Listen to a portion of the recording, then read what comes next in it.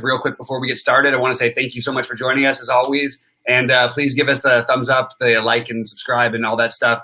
And look, if you want to join BetQL and RotoQL, enter the code BobbyFi for 20% off of everything.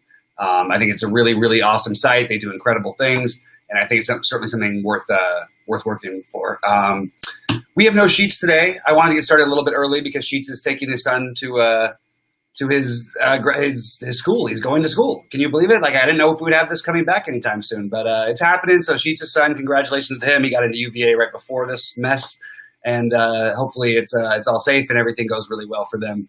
But doing this one solo, so we're going to get into it pretty quickly. I've got some pretty strong takes on betting lines and stuff like that tonight that I want to mention. I can't give away all the great BetQL information, but I'll just tell you that, I'm telling you, especially when it comes to NBA, which is where I do most of my daily sports betting, you want to subscribe to these guys. So remember, BobbyFi for 20% off. Anyway, guys, really appreciate you guys tuning in. We're going to jump into the NBA slate. I'm going to make sure to send out one quick tweet so we can get the rest of the group in the chat here. I understand the producers are having a meeting today. Hopefully not about firing me, but it's happening. But anyway, we'll sort of restart the show at 1:30, or 4:30 Eastern time, which we're about to be right now. Now on QLTV. Well, in the meantime, guys, when you get in here, say hi, say hello, remind us who you are, say, I won this because of you, I lost this because of you. We'll be happy to talk it through. Tell us some of your hot takes, all this stuff. I just would love to get this sort of dialogue, this back and forth going. I prefer doing shows in a more interactive manner, and doing them solo, while I think I can handle it no problem, I prefer doing videos like that more. I actually like doing shows like this. I'd rather have the fan engagement and all that stuff. So let's get into some bets and stuff like that in just a minute. I'm just going to get this tweet out real quick. QLTV. Tell me that now on QLTV. And hopefully we can get a few more people in the chat. I know this is going through Facebook, Periscope, all the things, YouTube and all that. So we mostly get questions from the YouTube chat, but if you're in Facebook, anywhere else, give us a question, give us a shout out, let us know what you're thinking about.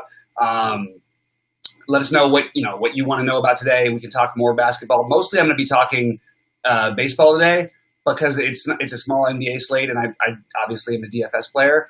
But I think we need to start with basketball because it's interesting from a sports betting perspective. What's up, John Diaz? Good to see you in the chat, man. You guys fire up any questions and thoughts when you're here. Great to see John back in the chat again. And let's get to it. I want to talk real quick about the NBA. So we've got two interesting games, and what I think is really interesting about tonight's games is just from a straight-out betting, and a bet I actually think I'm going to make. Well, the problem is I think that both teams that I like to win are going to win, would win in a blowout and really struggle in a close game, especially Houston. And I've said that all series, and I think this is the one, man. I think this is the time where we just strike, and I actually think I'm going to put a parlay down on.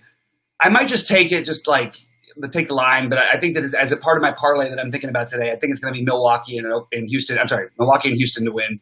I like Houston to cover. The weird part is that I think that if the game is that close, that OKC is the favorite. I'm not saying they'll win. They have won all three close games, but I really like this bet. I think it's a really, really cool bet from a, just straight out, you can use as a parlay, either one of them. But I really like both the favorites tonight. And I think we might see a beatdown in at least one game, and I haven't felt that way as much lately. So I feel pretty strongly about that one. All right, let's get to it. Milwaukee and Miami. You have Miami, it's a 221.5 total. I wouldn't touch the total. Milwaukee's a 5.5 point favorite. I could see betting the under, but I'm not going to do it myself. Jamie, thanks, man. I appreciate the like on the speed pod. We did a speed pod on my channel today. Or speed, whatever you want to call it, a speed video. I just did a quick, I ended up taking 26 minutes, so it was longer than I wanted, but I'm going to try and get it down to 15, 20 minutes so people can watch on their go, all that stuff. Guys, I also should mention, I'm really bummed because I finished fifth. I played one entry yesterday in the alley-oop. I had my daughter, so I didn't have much time, and I basically almost nailed it. I finished fifth in the alley-oop. Unfortunately, the prize difference is 3,000 versus 50, so that was a little disappointing. But I've had 15 of those lately, and it keeps happening, and I'm getting the right plays. And basically, all I've been doing lately, I've won the last two slates big time, pretty much. I mean, didn't make a ton of money, but making 8x on what your investment is pretty good. And I've done it by literally just avoiding the popular, expensive plays. Yesterday was Murray and Mitchell, the day before, and playing Jokic instead. And the day before it was skipping both Harden and Giannis. And today I'm not going to have the entirely same strategy, but we'll see what we can do with this. All right. 5.5 points. I already mentioned I like Milwaukee to win this game. I think this is where they bounce back, whether Bledsoe plays or not. I do think Bledsoe actually is more of a factor here than I think most people think he's a big factor, and he can be like for a whole series, but you wouldn't have necessarily thought of him here. It's not for his offense. It's really because they keep running these screen and rolls and everything with Butler, and then whoever you end up with George Hill on Butler every time. And then Middleton was just garbage defensively in the last game. He was good offensively, but just absolute trash. So was Hill. So as long as they keep hunting like that, I mean, we might need to see more Pat Connaughton minutes, which we'll get into from a DFS perspective in just a minute. Hey, John, I appreciate you saying the hair's looking good. I'm finally, what's funny is I actually cut this myself. I have a date tonight, and I need to actually get it fixed because it's a little bit off kilter. And I'm also about 15 pounds heavier than the last date I went on, just to be real with you guys, because it's been COVID times. I work out every day pretty much, but it's been more weights and stuff. And just now recently getting back into the high intensity stuff because, I probably enjoyed myself with a few beverages here and there, and also, just a little bit lazier than I usually am. So trying to get back on track. I appreciate the compliment.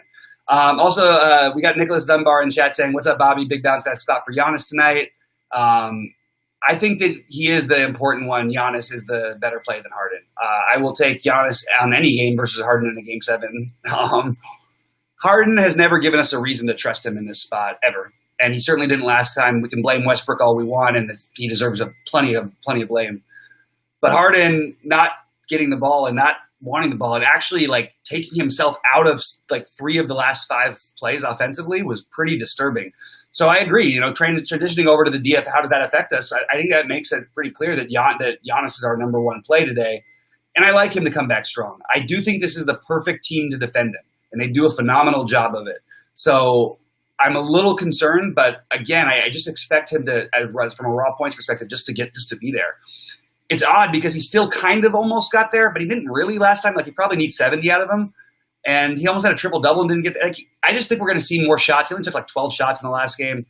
I think they're going to force things through him, whether Bledsoe plays or not. Obviously, if Bledsoe plays, he's completely in play for tournaments. I mean, this is not a must-win game. There's no road, going back and forth. They can certainly win 4 in a row or 4 out of 5.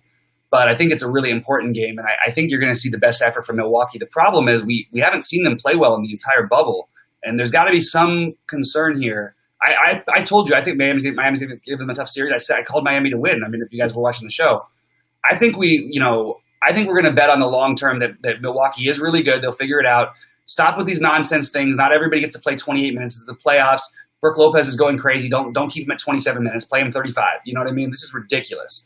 And he can play 35. And I don't want any excuses. You're in his hometown. He's played plenty of basketball. He's in great shape. Let's just get your rotations down. Mike Malone and Milwaukee coach, why can't I think of his name? Budenholzer. They drive me crazy with their playoff. The great regular season coaches, just in my opinion, garbage playoff rotations. So I'm off George Hill for the most part. I kind of sucks because you need value. It feels weird to play George Hill when he didn't get there even without Bledsoe. That if Bledsoe does come back, how are we supposed to want to play George Hill? It's kind of a little tough for me personally. The guys who I'd prioritize from a DFS perspective on the Milwaukee side would be Giannis, number one. It's crazy to me that I was getting Middleton, and we were getting the same Middleton, by the way. This guy's a hit or miss. We don't know what's going to happen exactly. Dude, Chris Middleton being 40% owned, which is the projections roughly throughout the industry for him today. It's bizarre when he ended up 30% owned because Bledsoe was out. But if Bledsoe's back and he's 40% owned, after this guy was 5% owned on 2-game slates, I don't know. People are just so much caught up in the moment. Let's think about the adjustments. So I'm not going to play the chalky Middleton if that's going to be the case. I need to find something different. We're playing one lineup and one big one, and then maybe a few variations off of it in some medium-sized and large field tournaments. So anyway, guys, reminder, get QQs in chat while I talk through this stuff. Again, I like to go back and forth with you guys, and not having a co-host, makes the show a lot more fun, a lot more interesting. Maybe it's a little tricky for people watching later, but I tend to repeat the questions and stuff like that so they know where I'm coming from. Hopefully that helps. We also saw weird minutes with Wes Matthews and a lot of them going to Connaughton. I think the thing is people should know something. Okay, so I think there's going to be a time in this series where they really rely on Connaughton when it matters. And it already kind of happened in the last game. He just didn't play very well. He certainly didn't shoot the ball very much or well.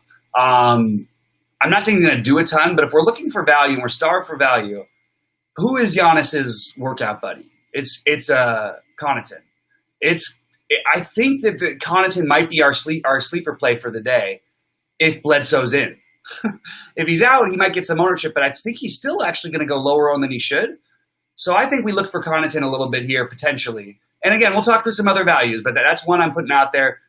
React to it how you will. Remember to like and subscribe and all that stuff too. John Diaz is into fading both stars and doing the mid-range thing again. I was all on board the other day with it. I'm a little less interested today because I think Giannis, I'm liking him more and more.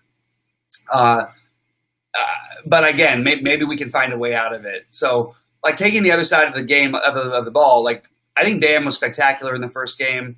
I think that he's got a higher ceiling than that, but I think that's about what you'd want from him. So his price, he's fine. He's expensive, ish. He's a good price, is fine. I think I'd prefer in this, like everybody's going to play Jay Crowder. That's going to be the number one play from Miami because of the value. There is an incredible lack of value. So if you're going to play the middling build, like use Crowder in the middling build because people are using him so they can pay up for the stars. There's a little game theory that could lend itself positively in your favor. I'm also very into the Goran Dragic play. I see the guy with the ball in his hands the most or a lot. Jimmy Butler was incredibly efficient in the last game, and so was Dragic, but not as efficient as Butler. He's still at a price I like. So I think when you're not going to get crazy ownership on him, go for it. I can make the same argument for Butler. I don't love him as much. I don't think he's going to shoot 1,000,000%. I don't love that his assist rate has gone down a little bit because Dragic has been handling the ball and doing a great job of it. So I am going with, as terms of priority, obviously Crowder makes the most sense. If you're playing cash, play Crowder. But I like Dragic as a little bit, not as a tournament pivot. I mean, don't get me wrong. People will play Goran Dragic, but he's projected ownership in the 20s, which on the two-game slate is not too bad. I don't mind taking a shot with Iguodala or Duncan Robinson. You're sort of hoping the threes fall that way. Same thing would be true for Hero, but he's a little bit pricier. So I'm probably siding with the other guys, and they're more long shots than Hero is. But I would rather play the long shots at lower ownership who have a chance to really crush their value at a cheaper price, personally. And by the way, we saw people win monster tournaments last night with Pat Connaughton. I'm sorry, last time this game happened, not with Connaughton, with DiVincenzo in their lineups, and without Harden and Giannis, which is crazy because DiVincenzo had like 8 fantasy points. So it just like shows you can if you're gonna miss, let's miss on the downward side of it rather than the top side of it. And I think Iguodala and Iguodala is like the guy. It wouldn't surprise me if he had like 28 fantasy points here or something like that. And I think that so him and Connaughton are sort of like a tough combo. Your Iguodala is the better play. Connaughton is the longer shot with probably higher upside. And I know it sounds weird, and I actually just sounded like Charlie Kelly the way I said that with my screechy voice. But that's where I'm at personally. Looks like John Diaz is in agreement over there. All right, guys, let's get over to is there anything else about this Miami-Milwaukee game? I'll come back to it if I see your questions. I'm going to jump over to the OKC-Houston game. I feel like we'll talk about actual builds, and maybe I'll even share – if I can get this screen share to work on the solo thing, I'm going to share my screen, I think. Well, okay, so that's actually a good question. Olynyk was a guy who I didn't mention in that, and I probably should have. I'm very worried about Olynyk being just not on the floor in this series. He played 7 minutes in game 1, and they won. They were better without him. It allows them to be switchable defensively, which they can't do with him. He offers nothing. The more Brook Lopez plays, the better a chance he has to play.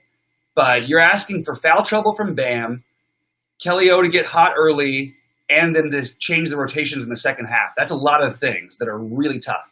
So I think that's a really long shot one. Now, the weird part is, if there is a path there, but we haven't seen with this new Miami team since they've been in the bubble, basically anything more than 20 minutes. I mean, there were some games where they were missing guys where he was playing 29 and 30 minutes, and I think Bam even sat one of those games. But even in those, there was nothing to write home about.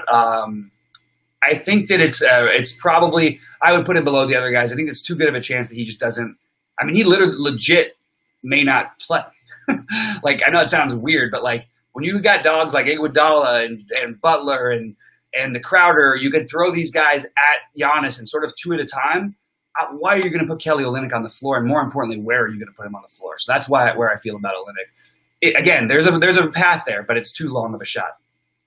Hero and Robinson, I prefer the idea of Robinson because it's the lower owned of the two, the lower price of the two and lower owned of the two.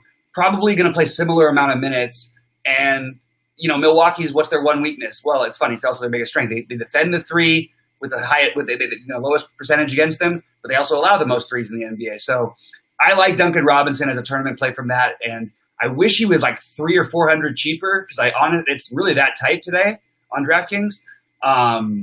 But I definitely think that if he gets going, this is a guy who could make 8 threes in the game. Like, he's the tournament play in my opinion. Hero I like, but he takes up a shooting guard spot, which Duncan Robinson you can use as the small forward. There's a lot of good guards out there. That's another reason. Favorite center tonight, I like Adams, but I think it's risky. I think he could get played out of this game. And they're never going to give him the ball. Yeah, he's not a part of their offense. He's just a screener. And Adams you like because he plays minutes, gets rebounds, and whatever. Yeah, I don't know how many minutes he's going to play. I do have Adams built because I needed the value. But to be honest with you, I'm sort of worried about him playing a lot of minutes tonight. I actually think it's a real concern. What's interesting, though, and it's, again, I think Billy Donovan did a terrible job as usual in the last game and got fortunate that he had Chris Paul on his team to help him out. I'm just shocked at some of his adjustments. I mean, so one of the things that he did in the last game that he tried to do differently, well, Dort got in foul trouble. So he takes him out, which I don't understand. He had 3 fouls in the first half. They take him out, but the weird part is Dort doesn't close anyway. Like, don't you want Dort for as many minutes as you can guarding Harden? Isn't that the point? Isn't it the point to play him till he fouls out? Like, I don't get that. So that's going to be a big decider for me. Is Billy Donovan as big of an idiot as I think he is? And how much does Lou Dort play? Because we know Lou Dort's not closing.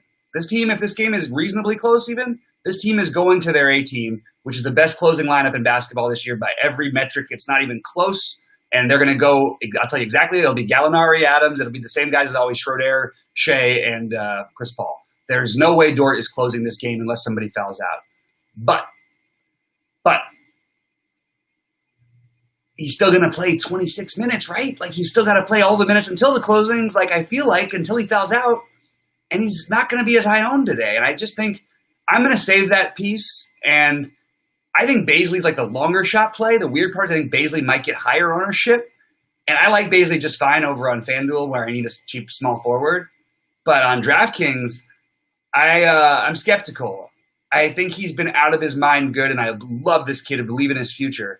But I don't know that in Game 7 I want to put my hopes into Darius Bazley. I think they did get kind of fortunate, and there was the foul trouble, and he got 1 million rebounds because nobody could make a shot while he was in. Sure, play Darius Bazley as a tournament play. I think Dort is the slightly better play because I think he's got a higher minutes upside and just therefore higher production in these games. If they're going to dare him to shoot, he can get hot. Look, anybody, I can make 6 out of 9 open threes, absolutely, no problem. I could actually probably do that, like, not even that rare of a time. I'm sure that Lou Dort can, and all he has to do is hit wide open threes a few times. He can do that. I understand it's different with game environment, but I'm just throwing it out there. It's not that hard to hit threes when you're literally wide open and people are daring you to shoot, and you're a wing player in the NBA. You should be able to make threes. So he will have the opportunity. I am going back to that. I still love I love the idea of the play of Schroeder over the other 2 guards. I think he's been the most aggressive consistently throughout the games until Chris Paul takes over late. I'm very nervous about Shea at this crazy high ownership he always gets because, honestly, it's been kind of miraculous him getting there. And, by the way, there was overtime involved in a couple of those cases. So he's going to rebound. He's going to get some assists for you. He doesn't look like he ever wants to shoot. And it's hard to play guards who don't want to shoot right now for me. I'd rather take the guy who's going to take a bunch of shots and hope they go in. That's a little bit where I'm leaning. Nerlens Noel is going to pop on some people's radars because there's a path where they start getting blown out early and he comes in and is the energizer. There's a route and there's not any value. So he's 3.2K. I think we play Nerlens Noel. That's where I'm at. Personally, I'm just making sure none of these messages here have anything regarding the show. No, they don't. Just some nonsense. Well, let's see. One might actually have something. No, it's not. Looks like nothing to me. All right, so we got let's move it over. Sorry about that, guys. We've got, basically the Chris Paul conundrum. I don't know what to do here. I don't know how else to put it. It's a Game 7. Seems like an obvious spot to want to play Chris Paul. I mean, the guy who's busted every game until the fourth quarter, but then again, when he gets there in the fourth quarter, but even then he doesn't really get there. And unless they're down like 30, like they're going to have their best players out there. So he's going to play the minutes. Struggling with this one. Don't have a great answer for you. I think Schroeder is the optimal tournament shot. Somehow Shea feels like he's supposed to be safe because it's just so many minutes. But, I mean, we've seen him bust just like he did the other day. That was partly what cost me from winning the whole thing that night. CP, you know, I don't know, man. He's it's tough for me. I'm having trouble here. And then I like Gallinari, and I think regardless of the projected ownerships that you're seeing out there, they are not accurate. They are not what I think is going to be the result of what happens with Gallinari. And I think we're going to see him a little bit lower owned than he should be, still with ownership, but maybe a little bit lower than expected. I feel like that with him and Schroeder, and potentially Adams. All right, so real quick, what I'm going to try and do, and let me see, because we've got some new software stuff, so I'm going to take a look. I want to share one lineup here, and I think I've got to do it a different way. It's not sharing the screen. You got to share the. Let's see. Let me see. Share the application. We'll just go through and take a look at my first build. I don't like it. I'm going to start with that. Let me know. Can you guys see my screen out there? Because I tried to share it, but it doesn't look like it popped up. But that definitely doesn't look like it worked, actually. Let's try application window. Oh, here we go. I got it now. This is the one. All right. Now we're sharing the screen. I don't have it turned on yet. Are we sharing it? Let's go. All right. Now we're sharing the screen. Might have to zoom in a little, guys. We're still perfecting some of this stuff, but it's in the making. The people at BetQL have done a great job of everything and putting this stuff together in no time. We've actually got a team of guys now, so you know you can expect to see us consistently every day. We'll be here in the same place. Anyway, this is my lineups right now, and John Diaz has to make it Chris Paul a priority. I completely understand that. Completely with you. I didn't mention PJ Tucker, by the way. I like PJ Tucker a ton. I love him in these weird small slates because just the minutes alone, like you get such a safe, like warm feeling with those minutes, and you know the guy will rebound like he was 1 point off of a double-double, which would have shot him up to another like 30, even from a 36, which would have been really nice because. Of course, I played him the other day, and you look. I mean, there's pretty consistent production. I don't understand the people who are, you know, I guess you could say position scarcity, but people who don't want to play PJ Tucker ever, or just say, oh, we can't play PJ Tucker, but are more than happy to play Jay Crowder. And I like Jay Crowder both. I like them both tonight. If you look at just basic things like production in the playoffs, I think it's pretty clear that Tucker is not only better, but he's safer. And the odd part is he's lower owned. Now, I understand he takes up the center spot. The Dort thing is a temporary fix. The Bledsoe, obviously, we need to know. This is just a temporary build, and it's probably not de-chalkified enough, to be honest with you. I'm going to take a quick look over at another one of my screens over here. And we've got I'm going to try to look at the ownership. I want to see where I've got these guys. Yeah, I think that, like, that was what my initial thinking was, like, trying to play the non-Westbrook Harden combination. By the way, I think at the end of the day, I'm going to end up just playing Westbrook. I really do. I don't think they're going to limit his minutes. I just felt bad. He looks so bad in times. At times he looked okay, actually. I think he's a good play on FanDuel. It's hard, though, to resist on DraftKings at this ownership not taking a shot there. Like, it's not impossible that he ends up as the second highest scoring player on the slate and with a certain path to the highest. So it's kind of interesting to me to play Westbrook, and it's just you're going to get no ownership on it. Maybe you can play Westbrook and Paul and skip Harden and Giannis. I don't think it's optimal, but there's a route. There's a path there. The way Harden plays down the stretch, even though Westbrook blew it at the end of the last game, Harden, I don't want any part of that timidness at the end of the games. And I don't understand how in a Game 7 a guy like Westbrook won't demand himself be on the court for more than 28 minutes. But I think that he's like, I think he's really hurt just from watching him play in the past. So I'm struggling with Westbrook. And then I've got the Lou Dort and then Bledsoe thing, and we'll see what happens with Bledsoe. It's going to be annoying because then people are going to play Connaughton, and I'm actually considering the Connaughton thing separately, maybe even in place of Lou Dort here. But like you see, it doesn't really get me anything if I do play Connaughton instead. And again, part of Connaughton's edge is that he's a better small forward. So if I do like Covington is one of the crazy chalk guys tonight that there's a bust path to also. But if you did something like that, or that's not quite going to work, but you see what I'm saying? If you want to play Jimmy Butler, more middling, and then you use one of the values, I think our 3,500 value. I don't want to use Olynyk, but I would probably prefer Matthews just for the ownership. I'm just throwing out guys because you're going to have to get creative. Obviously, some people take Nerlens Noel. You could put that as a temporary placeholding lineup. Things like that would work. You know, you could put maybe you play the other guards like this. I think this is a possibility too. You play Westbrook and then you play him with Shea, but then you get to upgrade Noel. and all of a sudden, oops, playing with Shea, or I'm sorry, let's play with short air because that's what I can talk about. And then we can go to, I mean, again, we're using up a valuable small forward. The small forward spot shouldn't be that valuable. Actually, let's try this. Maybe small forward I guess is where you find the value today. I just think of guard as being so much stronger, but small forward is so much more. It's where the potential value is. But if you did something like this, let's say, if I got Connaughton in there already, and I guess that's where I struggle with the Robinson thing. Like, can I do better by playing just Dragic and then trying to get my other min guy in? It's just a tricky build. So I might end up skipping Giannis, but I also don't think you're going to be off the board if you fade Giannis and Harden after the other day. It was off the board the other day. It won't be as much off the board today, but it'll still be a little bit off the board. There's a path for Iggy. There is lowest usage rate of any player in the playoffs by far, including guys who are playing 2 minutes a game. His usage rate is, I think it's 6% or 7% throughout the bubble time. It's really low. It's pretty scary, but he can do it through other ways. It's just not exciting. Anyway, guys, let's get into some baseball. You can see my original mock lineup here for baseball real quick. I actually, for once, am stacking the Red Sox today. At least that's the original plan. We're going to see what the weather says and what we hear from Roth later. Shout out to Roto Grinders for the good job they do. A lot of great tools over there. We love it, everything we have at BetQL, but certainly the more information, being a part of both these sites really helps out a lot. Any Eric Gordon interested in FanDuel? Yes, Jamie, I do. But I'm going to show, you know what? Let's do this. Let's stop this share, and I'm going to show you my first FanDuel build. Now, these are first builds, guys. These are not why I'm not locking into these things. These were the first things that came to mind. Let's get that screen called back up. We are going to go. All right. So we should be able to see that.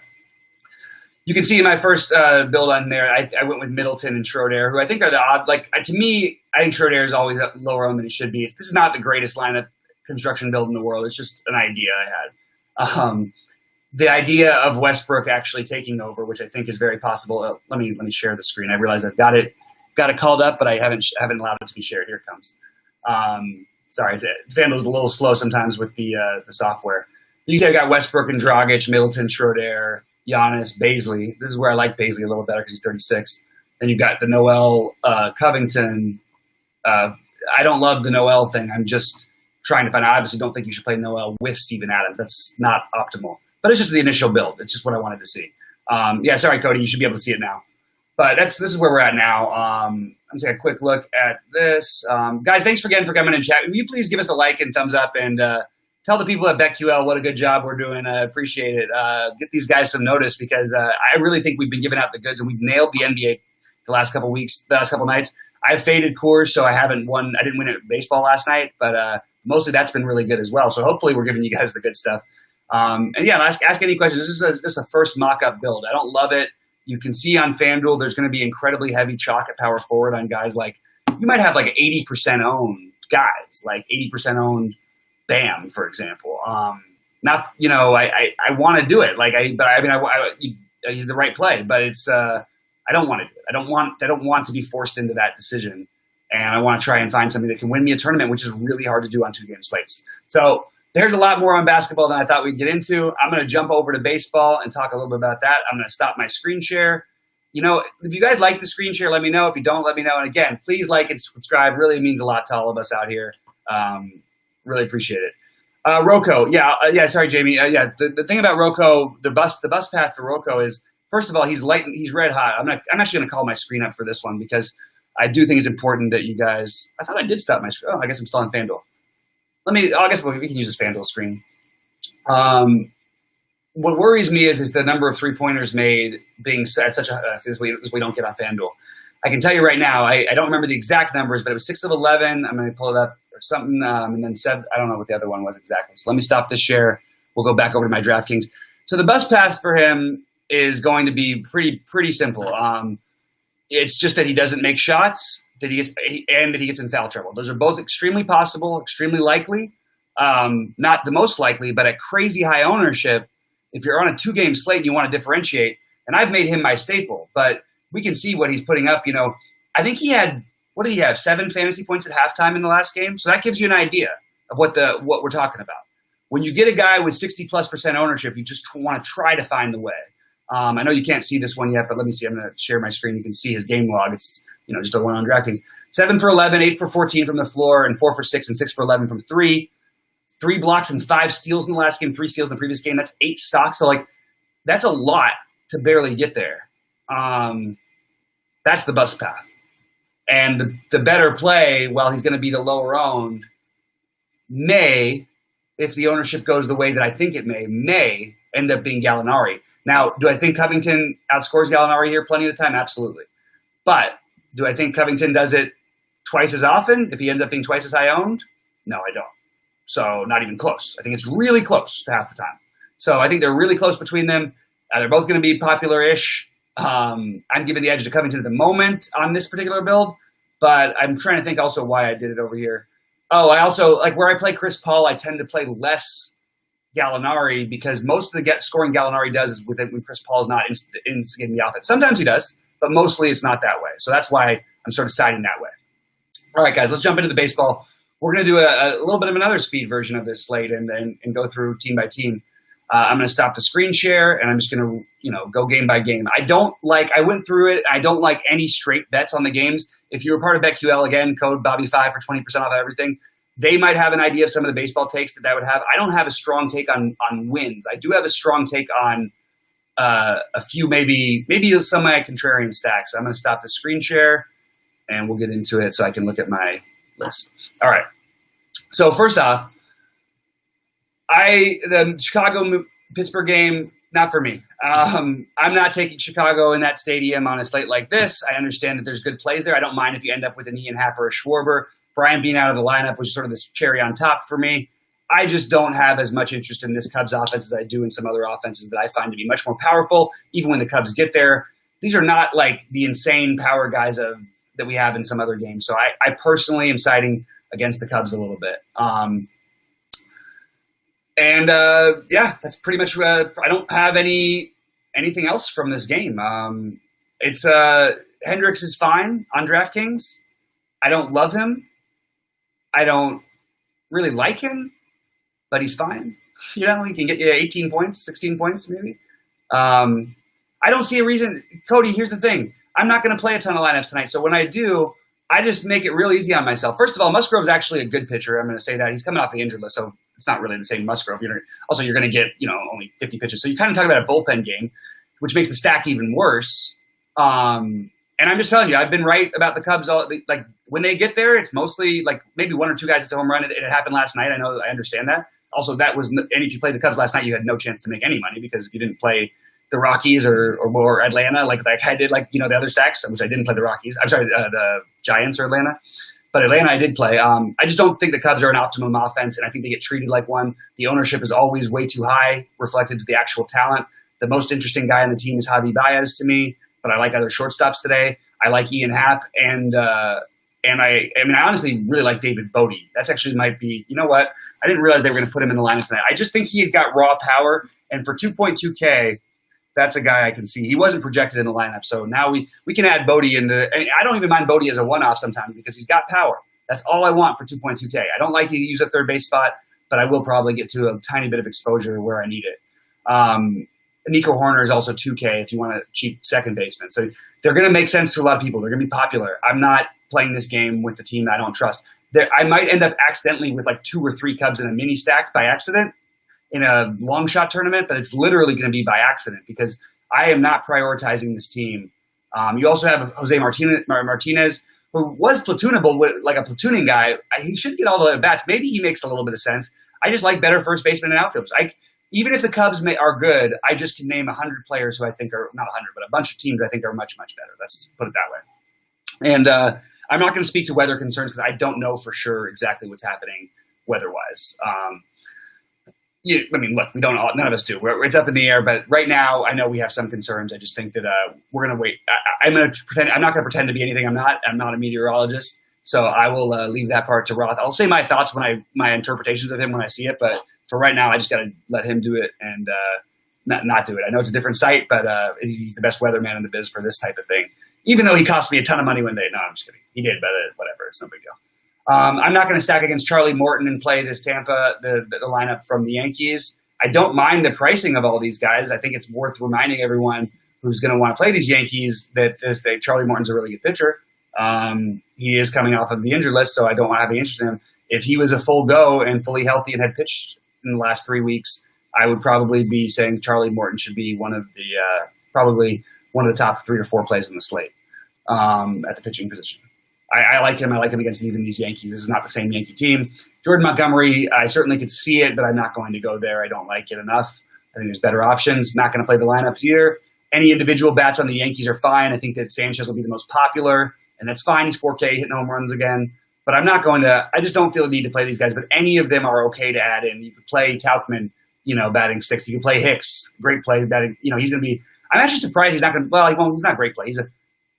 We have like Morton. If you want to find value, there's value here. There's other value in other games. So if you don't believe in Morton, those are the guys you can use. But I just think honestly overall, I'm not going to use that value.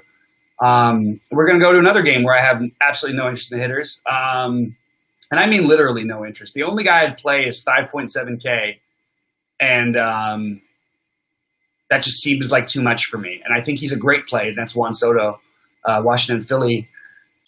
Man, I can't get to it. I can't. I'm having trouble getting to 5.7 because I love another guy at 6K who's going to be super low owned, and I don't even think I can get him in. So Soto is the best play in this game, and I think he's one of the best plays on the slate. I don't think the matchup is actually bad for him. I think he should project really well. I think Juan Soto is a top 10 hitter in baseball. I've said this before. I just think he's young. Him and Acuna both belong in that category. And and then otherwise we want to play Scherzer. Period. You always want to have some exposure on DraftKings. I have more interest. There's a really, really cheap guy over on FanDuel that I'm sort of building with, but I think even on FanDuel, he's still probably the best play. It's a tougher lineup and all that stuff, and you could definitely fade him. We just don't have a lot of really good options today to go with. It's not like some of the days we've had in recent memory. So I'm going to pass a little bit. I'm going to mostly pass on the hitting in that game, but I do think no Wheeler for me, but definitely have interest. Heavy interest in Scherzer. He's in my first lineup build. Atlanta, Boston. You have like 10.5 run total in Boston. Everybody's going to play the Braves against the horrible bullpen of the Red Sox. They're going to be, I think, the mega chalk, probably, maybe. I don't know. Up there. And they're great. The guys you want to me, Riley, Ozuna, Duvall. I'm searching for more of the cheaper guys who might be a little lower on than the mega chalk. I don't think I want to pay 4.6 for Travis d'Arnaud. I might do it in a stack, but I don't want to. I don't like it. I do like that it's in Boston, but I'd rather play Gary Sanchez at 4K even against Morton, and I'd rather just pay down a catcher, I guess, is the answer. If you're paying up, I guess he does make a little bit of sense because there really isn't a whole lot else to pay up for. But Austin Riley, I love this kid's power.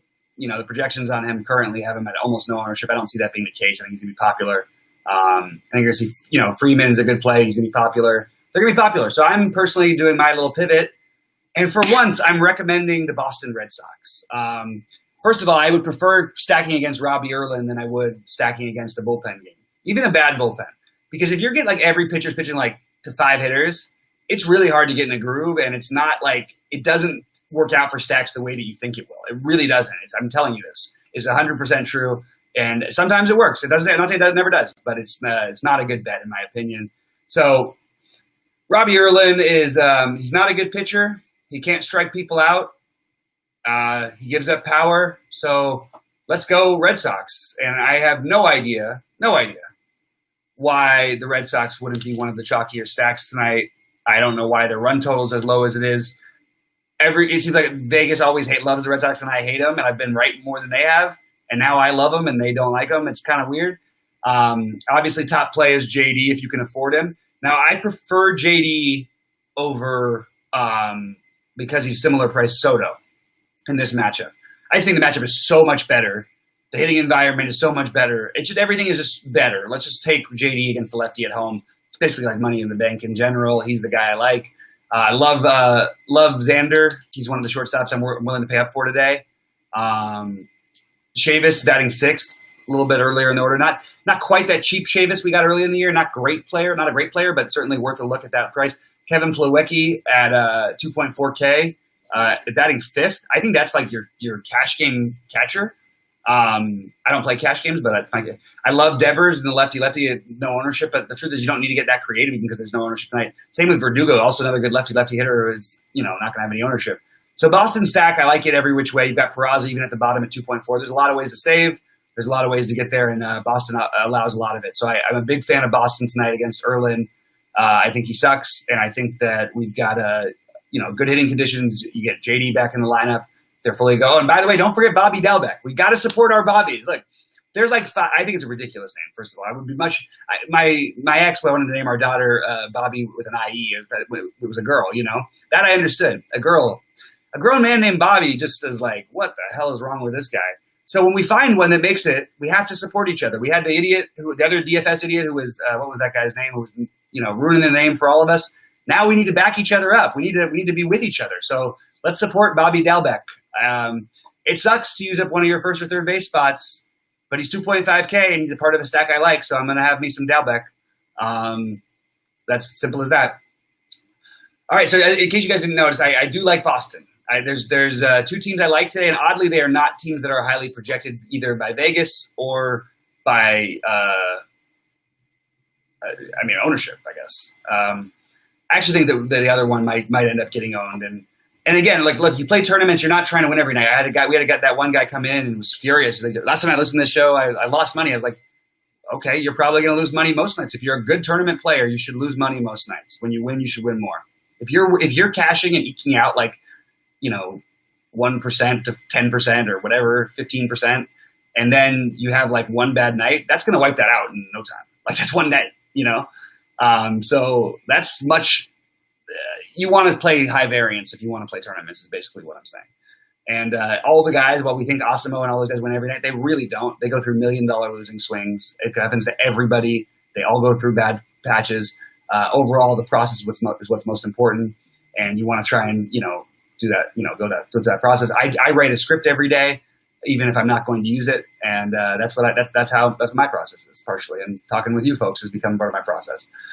All right, let's move over. We've got Detroit and Milwaukee. I think this is where you find your FanDuel cheap play if you want a cheap pitcher, Adrian Hauser. Because the pitching's not excellent other than Scherzer, but the problem is Scherzer's in a slightly difficult matchup against a team that takes a lot of pitches and could get his pitch count up. I'm not going to play Hauser on DraftKings, but I kind of understand it against Detroit. I think I'll just save it for FanDuel at where he's 6K versus the 8.5. I think I'd rather just pay up for Bueller if I was going to play Hauser on DraftKings personally. And there's a guy at 7,900 who I like better. So that's where I'm at. I do think the Milwaukee bats might have some ownership, and I'm going to remind everybody the same thing they should be reminded of every time Spencer Turnbull pitches. He's going to walk a few guys. He's going to give up a few hits and probably a run or two, although he didn't last time, I don't think. He hasn't given up a home run this year. He's going to get a ton of ground balls. So if you're playing these guys, we want to play the fly ball guys, but even that, Christian Yelich is going to be one of the most popular players on the slate, and I'm trying to figure out, against a guy who doesn't give up power, what are we doing? What are we doing, guys? Sure, Christian Yelich can hit a home run and make him look like a genius. Great. Go ahead, be my guest. Ben Gamel actually would probably be the better play because he's 2.7, not 5.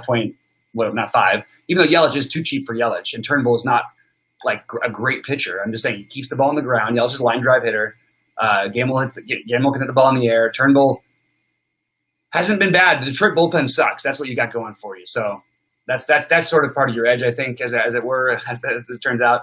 I'm gonna get over to the next game real quick, guys. I want to say what's up to Harry out there in the chat. Hey, thanks a lot, man. Good luck to you as well. Hey guys, can you do us a favor, please? Again, just if you remember, like and subscribe, and remember, if you do sign up BetQL, 20% off of all the products using the code BobbyFi. I think it's an awesome deal. I really think that overall you'll see why this is a valuable thing. And honestly, I'll try and even I'm happy to help the people who did sign up for it in any way I can.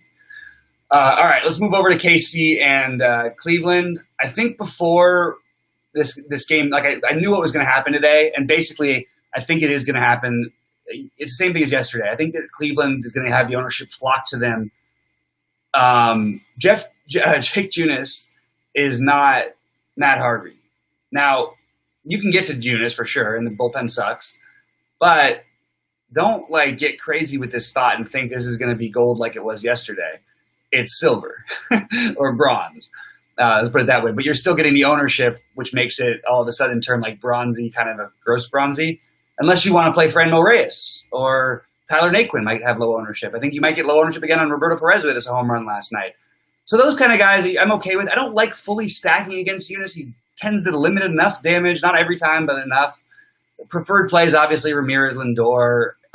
For me, it's Ramirez, Lindor, and Reyes. And I think that's the extent of my stacking with them. I might have a 4-man in there somewhere, but I think mostly I'm using them as 3-men to go with my favorite stacks, one of which being Boston-Atlanta game in general, but the Boston side of it, specifically because of the ownership. Otherwise, I would be just as much into Atlanta.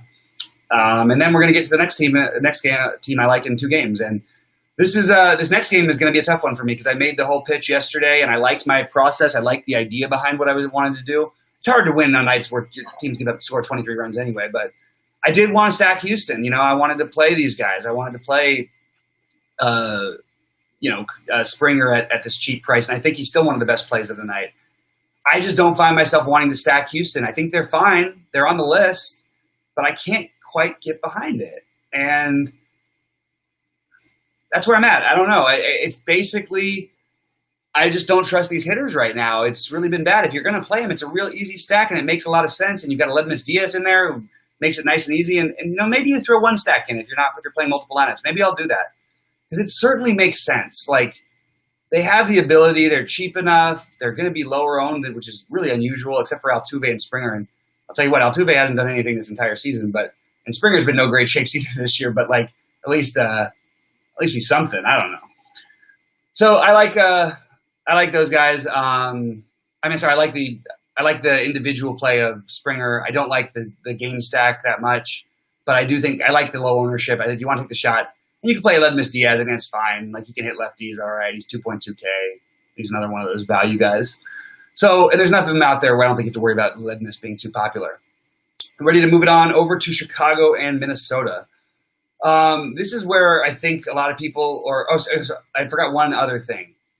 I don't understand why no one is going to take a shot on Christian Javier tonight. So if you do like a chalkier build, play Christian Javier. Like that guy, he's 93. It's too much. He's going to have zero ownership because of it. I mean, I guess Wheeler won't either, but this matchup is better. You have a lower run total in between umpire. I think he's an interesting dart. You look at Texas's 3.6 run total. I mean, certainly should at least have some interest in Javier, who's put up 2 games we would be really happy with out of his last 4 games.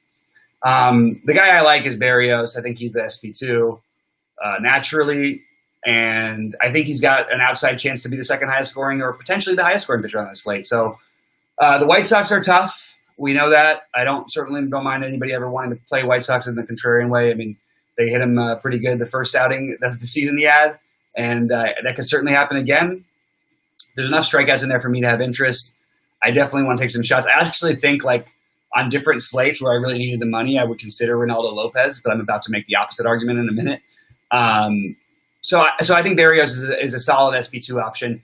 I think against the White Sox, saying anyone is safe would feel wrong, but I certainly like Berrios. Let's put it that way. For Minnesota, I think we've got a stack here. Like you get an unowned Minnesota outside of the very cheap cash game, Josh Donaldson, 3.2K, playing back in the lineup, batting second at third base. So I'm like, if I want to pay up, I want to play Nelson Cruz. This team is extremely familiar with Ronaldo Lopez, a man who's very hit or miss, with a very high walk rate, who gives up a lot of power to both sides.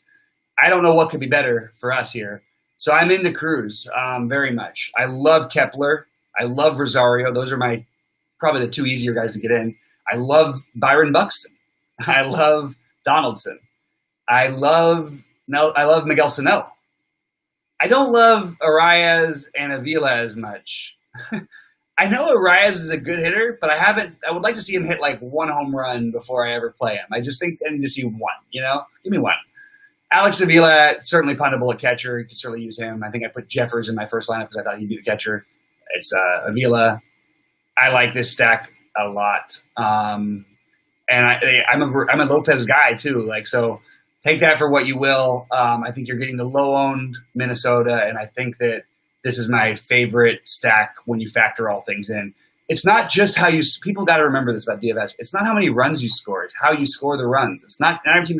You score 23, yeah, then you can just do it however you want. You can have multiple doubles and all that. But you look at the power of these Minnesota guys, which is why I didn't mention Polanco naturally. Kepler, Rosario, Sano, Cruz, Buxton, Donaldson. There is massive power in those bets. And by the way, Polanco has enough of it. He's a 20-plus home run hitter. So, like, this is a great stack. I also don't think anyone will play Polanco because they'll play Bogarts if they pay up that high.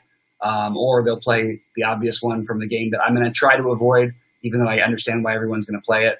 But I'm into Minnesota, so that's what I'm banking on tonight. Let's get some twin love. Dodgers and D-backs. I was like Cardinals for some reason. Look, I think that by the end of the day we might just go, why don't we just play Walker Buehler with all this value along with Scherzer on DraftKings? It's pretty easy to do and get a stack you like in there. Even the Minnesota guys, you can get them in there because you can use them with some of the other cheap guys. I like Buehler. I think that you're talking about, sure, there's perceived risk more than there's real risk.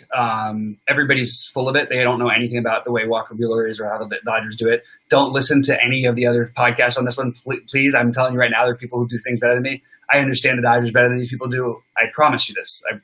That's the only thing I'm going to say. Walker Buehler is going to throw 90 some odd pitches. That's it. That's basically where he's at. That's what's going to happen. He might throw 100. He's expensive for a guy who's going to do that.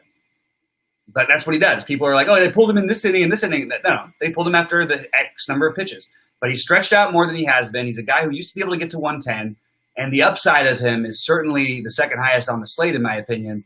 So I want to try and get some of that. And I think I can do it cost effectively. I mentioned, some of the cheap guys who I like today. And, look at Donaldson at 3.2. I mean, you can make cheap stacks and use both these pitchers, and I'm all about that. That's what I'm doing.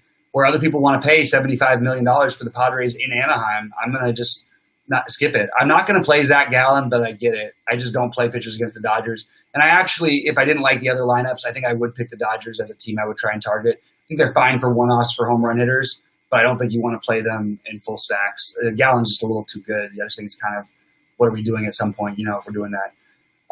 Lamet is obviously in play in this last game. I'm not going to do it. You won't see him in my lineups, but I certainly get it.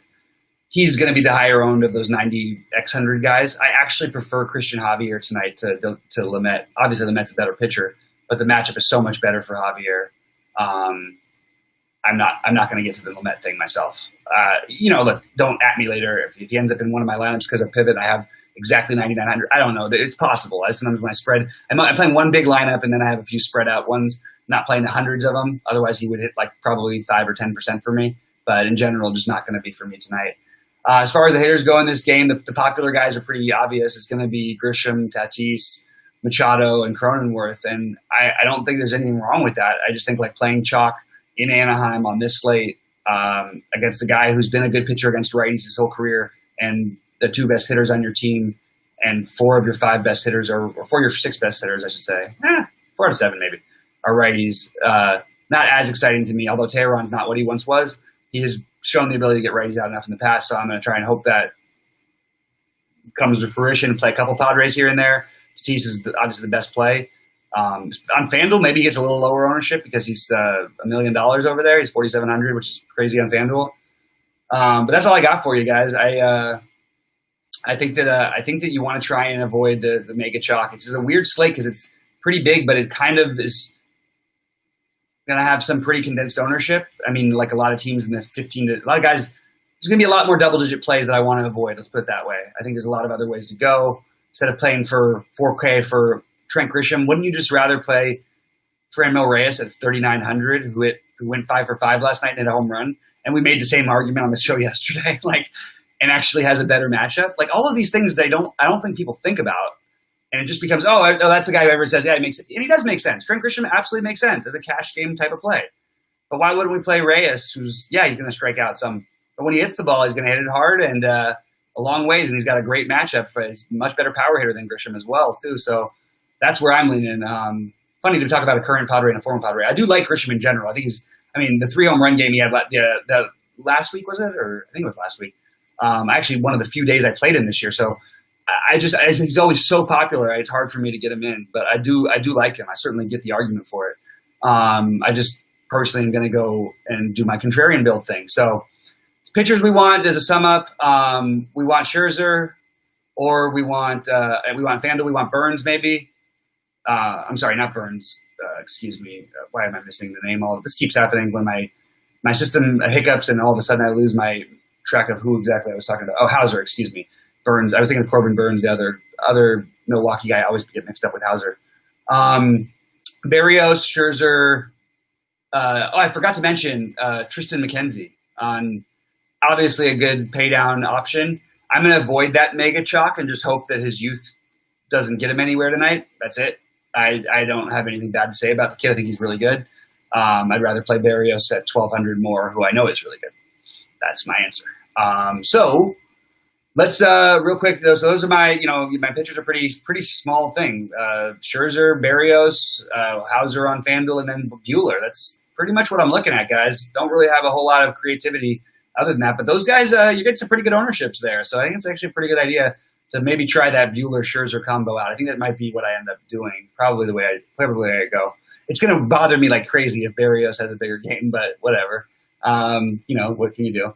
Going to give you guys a couple of other things real quick, a couple of hitters that I mentioned the Twins I love. I just want to point out a couple things. There's a few exceptional umpires in both ways. The Yankees have an extreme hitters umpire in their game, and we have in the Cleveland game, we have extreme pitchers umpire.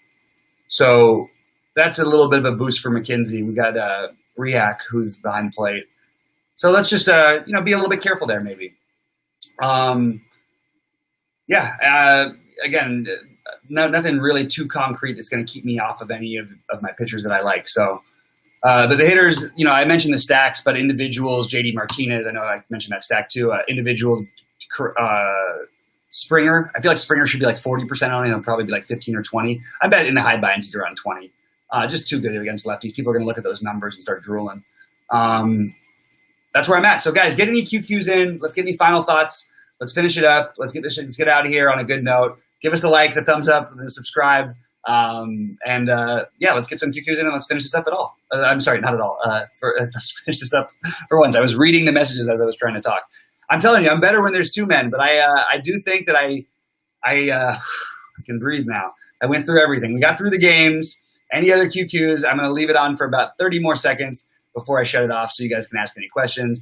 Otherwise, let us know if you think this went well. Let us know if you think it went poorly. And please give us the like, the thumbs up. And then if you want to join BetQL, the code is BobbyFi promo code is BobbyFi for 20% off of everything.